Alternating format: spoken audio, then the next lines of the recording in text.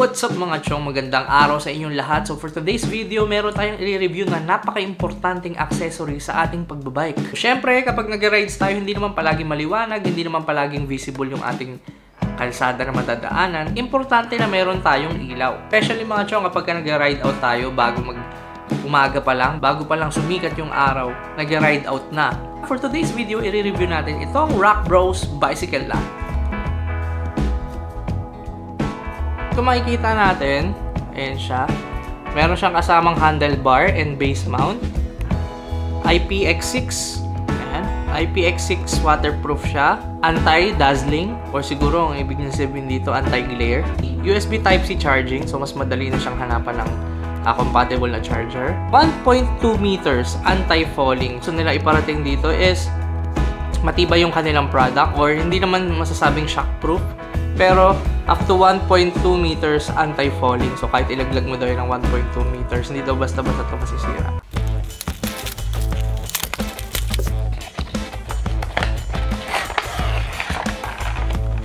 So, I think ito na yung mga kasama niya. Meron siyang kasamang Allen wrench.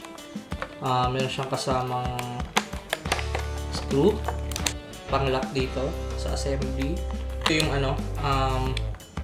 pang-fix dun sa handlebar o yung mount niya sa handlebar. If meron ka mga adapter ng pang-action cams, yan, yung may lock na ganito, pwede rin siya. And syempre, meron siyang manual, instruction manual kung paano siya ina-assemble.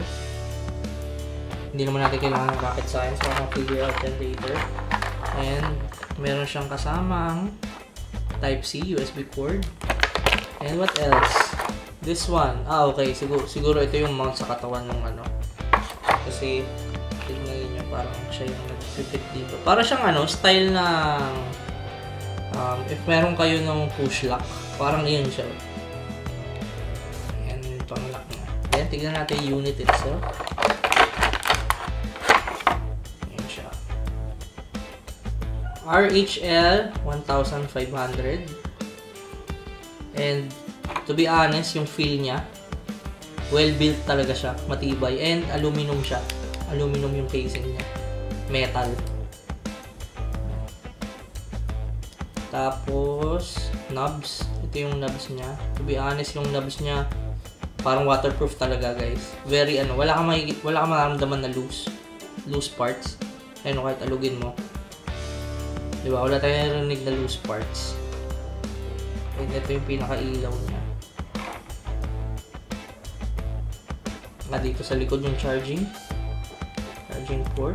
Kahit yung dito niya sa likod, very safe siya. Tignan niyo ang kapal ng goma niya.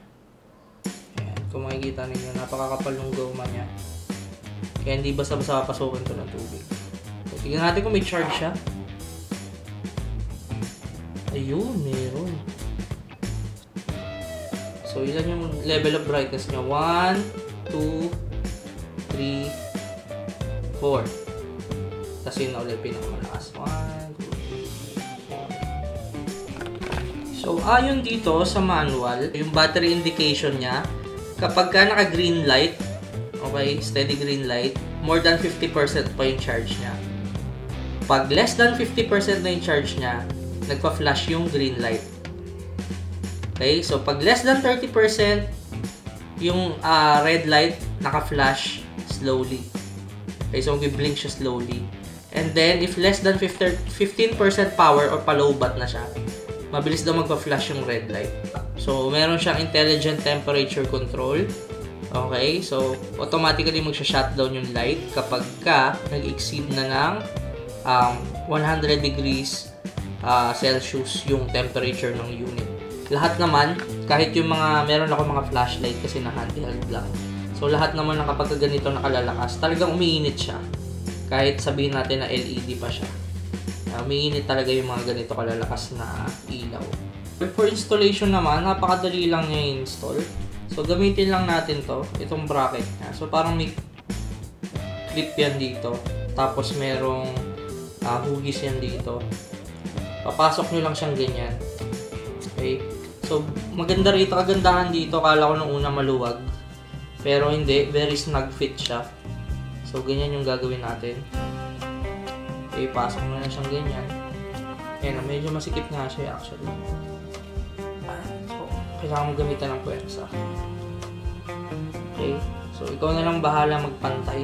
So ngayon, ito, kung gusto niyo ikabit sa handlebar, kung gusto niyo ikabit sa handlebar to ng bike niyo, yan, pwede rin siya. Tapos dito siya magko-connect. Ito. Sabi ko kanina parang push lock eh. Tapos nakakatuwa rin kasi very snug fit din siya. So pagka ginanyan mo siya, pag-clip siyang ganyan, matigas na siya ng ganito.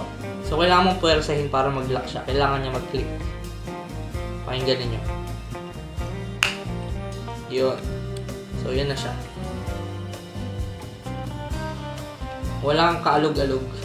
So, ito yung parang tutulong sa kanya na rubber para hindi siya mag-slide doon sa handlebar. Yan. Ito ngayon yung magiging parang pinaka-gasket niya. Alright mga tol, so galing tayo sa may Padre Pio Mountain of Healing. So, for now, medyo maliwanag pa. Na makikita naman ninyo. Palubog pa lang yung araw, pero ito na siya. So itong unang mode niya, teka.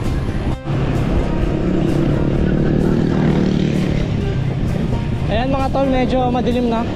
So pwede na natin siguro buksan tong ilaw natin. Okay. So press and hold. Ito yung kanyang flasher. Ayan. Yan yung kanyang full blast. Liwanag din eh, no? Yeah, actually, medyo maliwanag pa nga mga tol. Yo. May araw pa eh. Oh. Nakikita ninyo. Ayan.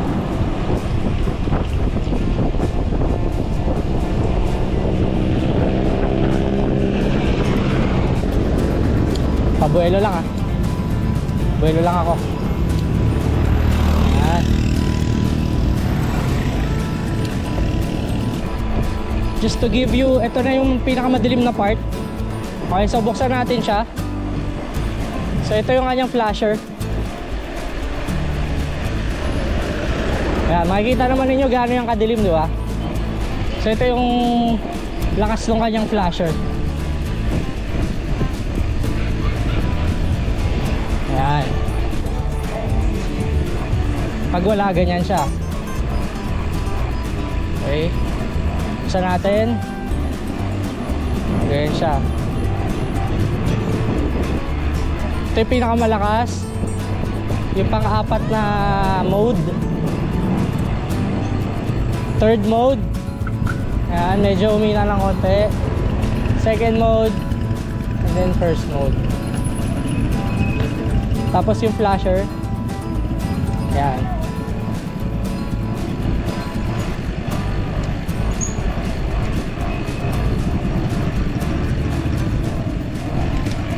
Dapat doon tayo sa may trail eh.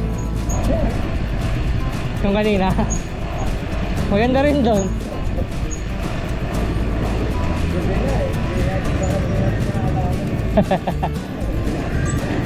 Iaanggulo nyo pa to ng medyo padiretso pa. Malayo pa yung kayang i-beam na ito eh. Nakakasilaw nga lang. Yan. So third mode. Second mode. First mode. Kaso mga tol, meron pala siyang intelligent eme. So mapapansin niyo kahit na sa pinakamahinang mode natin siya ilagay, nag-auto siya. Tignan nyo ah, pinakamalakas. Hinaan natin. Ayan ah, hina. Bigla siyang nag-auto adjust siya. So dapat ito mode 1 to, pinakamahina. Tignan nyo. Ayun oh, bigla siyang lumalakas. Pero ito na yung pinakamalakas niya. Itong flasher mode mga tol, kapag nasa syudad kayo, kasi since maliwanag naman yung kalsada, kung i-steady nyo lang yung lamp nya, hindi rin kayo masyadong makapansin. So parang nag-blinker siya kumbaga sa sasakyan tsaka motor, kaya pansinin tayo.